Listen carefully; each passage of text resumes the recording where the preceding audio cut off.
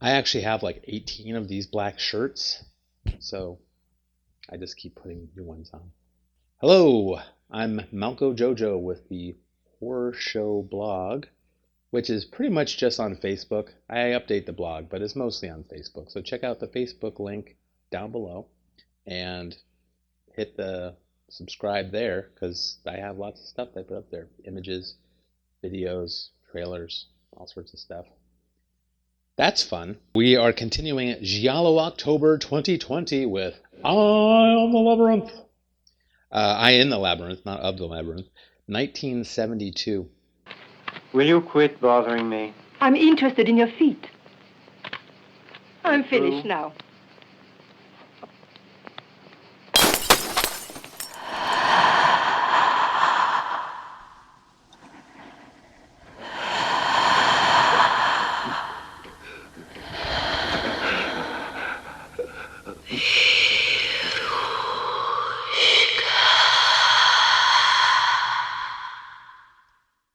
Now, this one, again, thank you, Giallo Realm, for putting it up because I would not have seen it if it wasn't for that. So, and it's one of my favorites, mostly because I'm in love with, sorry to my wife, Rosemary Dexter, the star of the film. She's adorable. And she kind of looks like my wife, honestly. So, all right. She plays Julie. Adolfo Celi, Frank, he's Largo from Thunderball, you know that, and Danger Diabolique. Sybil Danning is in this too, but under Sybil Dunning. So she started her career as Sybil Dunning, and she's been in a lot of these giallos, not a lot, but I know that she's been in another one too. And she's one of these people that, when she started out, she actually didn't look as good as she looked later on in her career. I don't know what happened. She like found her stride or something, but it seems like it's almost flipped. Like she seems like she's more worn out as a younger person, and then as an older person, she was stunning, glowing. Also, Alida Valli as Gerda.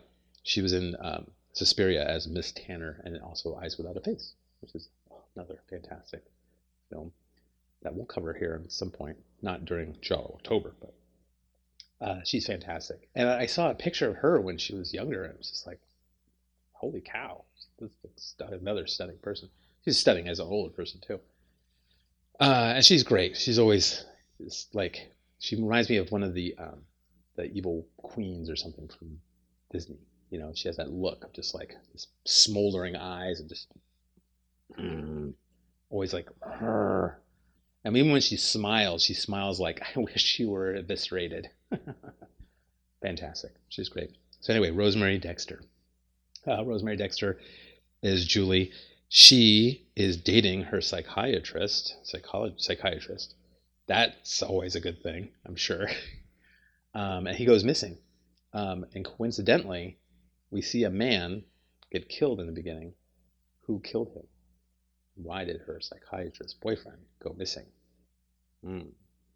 Maybe. I don't know. So she's looking for him. She winds up in this small town. She's like following his trail.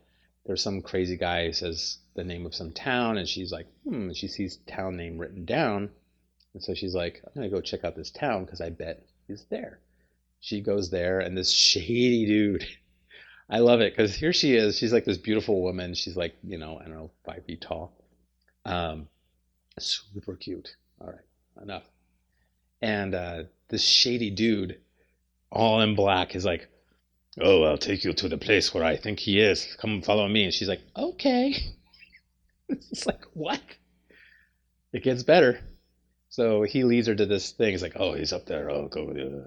So she goes in this building, this abandoned building, and then shady dude's up there with this crowbar, and he's like brings the building down on top of her, and she barely escapes.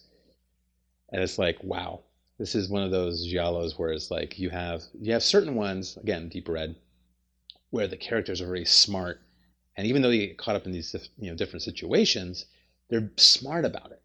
And this lady is just so naive. She's just like, okay, I'll go in this empty building. Hello, and it just keeps getting better from there. So she runs into our friend Frank, who we find out his backstory. That's Adolfo Largo from Thunderball, and he's playing this great character. And I didn't see the original Italian. I saw the dub. The dub is great because he's like, "Oh, hey, how's it going? Oh, you lose your purse? Oh, okay." And he's supposed to be from New York. He's like a mobster from New York or something. And how come you're looking for him around here? Why don't you go to the police? You can tell them about that bag of yours, too. No, I couldn't do that because I'm a foreigner. My visa's expired. It would just make trouble for me. I'm something of a foreigner myself. I was in the States for 25 years. Is there a hotel or something around here? Hotel? Have you taken a good look at this place? And he helps her, and he goes, "Oh, you know what? I have a friend with a villa." Again, Giallo trope, beautiful villa by the beach. "And you could stay there." And so she's like, "Thanks a lot, stranger I don't know." Another stranger. This is probably going to go great. And she goes to the location, and on the way, she decides to stop for a little skinny dip on the beach.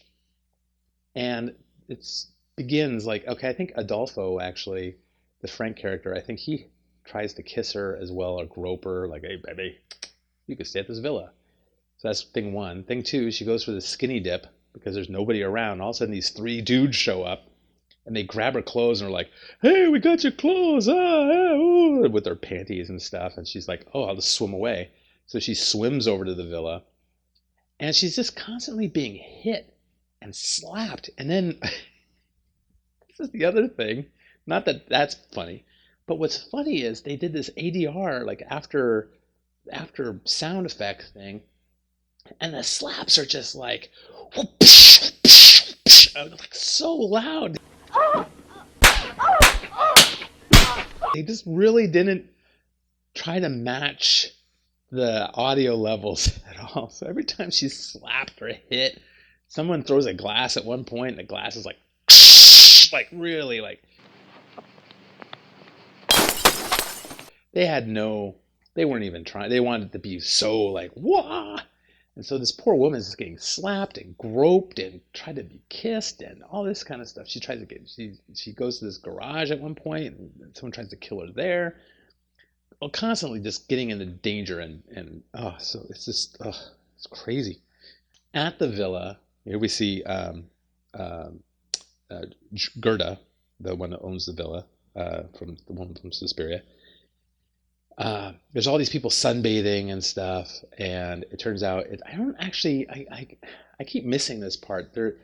She opens her villa up for like this retreat kind of thing or something, but it's all just people just lying around. And I don't know if it's a retreat thing or just people just like, "Hey, this woman has a villa, I'll just crash here." And so we have this whole cast of characters. We have a guy who does music. We have Sybil Danning who does photography. There's some actors that are practicing their acting, and so this cast of many. And Julie goes there, and they welcome her into the fold, and she just slips right in. She's like, "Oh, I'll stay here." Tony, I think, is Gerda's boyfriend, who's like hopped up on drugs because Gerda's like this older woman. He's like this young stud. And there's comments later on. It's like, "Yeah, he can only get it up if he's on his drugs." So yeah, it's another one of these things where like, it's not a blood and black lace situation where there's the gloved killer and people are dying left and right, but the mystery is really good. It's a fun little mystery. Where did this person's boyfriend go? Why are all these people here at the villa? And things like that. And at one point, Gerda is petting her boy toy, just petting his hair, and he gets annoyed. He's just like, ugh. It's like, Why don't you get a poodle? Dogs are too intelligent. I prefer your sort. yikes. Wow. Yeah, that's good. Don't watch the trailer. Also, I played a little clip from the trailer, but don't watch the trailer because the trailer is like packed with spoilers. I don't know why they did that, because they do it all the time. What do we have in here? We have where is Luca? People seem to know him. There's some shady stuff going on. There's a book that it's like, I gave him that same book, that kind of thing. That's fun. We have love triangles, we have peeping toms, we have boobs, we have violence, we have exotic locations, solid mystery elements. It is a fun giallo, and it pays off. It pays off nicely, very nicely actually. It's one of my favorites for that reason, where you're like, oh, that's pretty awesome.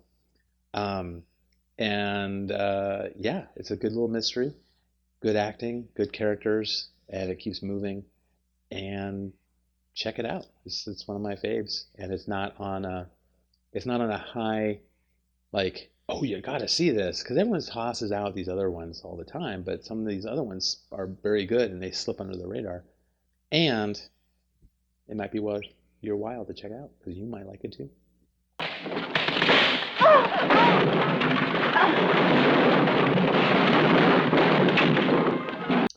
Like, subscribe, comment, please comment. Just, even if it's a negative comment, I'll take that. Like, man, you suck. All right, thanks. Thanks for letting me know. If I get a bunch of those, I'll stop. So comment. So GIALLOctober 2020 continues. Thank you so much for watching. And again, I'm trying to keep these in smaller, digestible things. So we'll see how that goes. And we will talk with you soon.